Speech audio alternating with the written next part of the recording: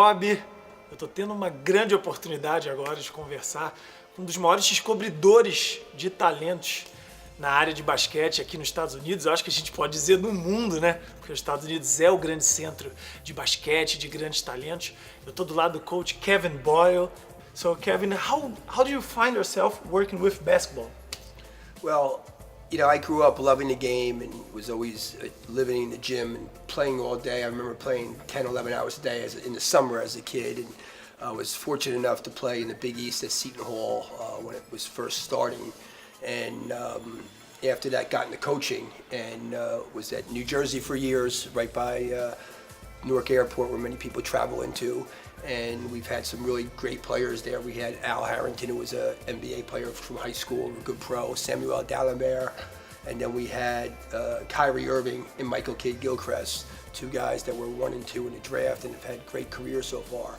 And then several years ago, I came to Montverde Academy, and we started two things. We had the high school team, which we were able to expand and build on, and we've had Joel Embiid, D'Angelo Russell, and Ben Simmons. So we've had the great fortune of coaching and working with 5 guys that have been picked in the top 3 of the NBA draft in the last 6 years. 4 of those guys played with us for 3 or 4 years. And how do you find those kids? How you see, coach, when you see a great talent and you say, oh, this guy, I need to take him with me and build him. How can you see that? Because you have something that is not normal. Like, you got the eyes to see a great player. It's not gonna me go and try to do that. I'm not gonna see somebody like you see. So how you can see that great talent? I think it's this instinct. I think you're looking for, obviously, there's a certain amount of athleticism in certain positions is important.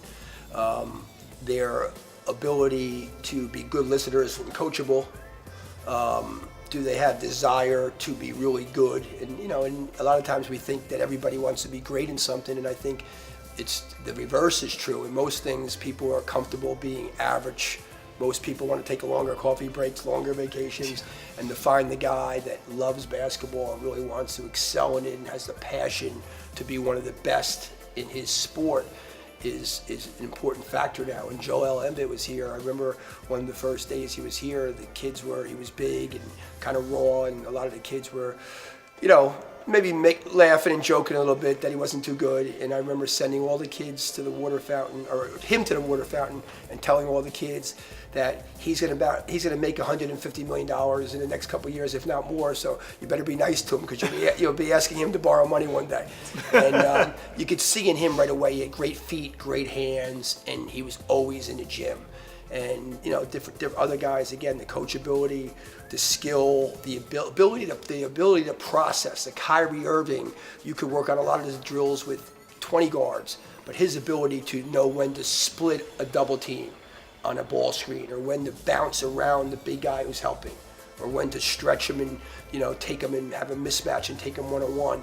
All those things a lot of guys can drill and know, but when you have to know it quickly, it's like a math problem when somebody says 12 times 12 and you're at 144. In basketball, if you don't answer that question quick, the next play is already on.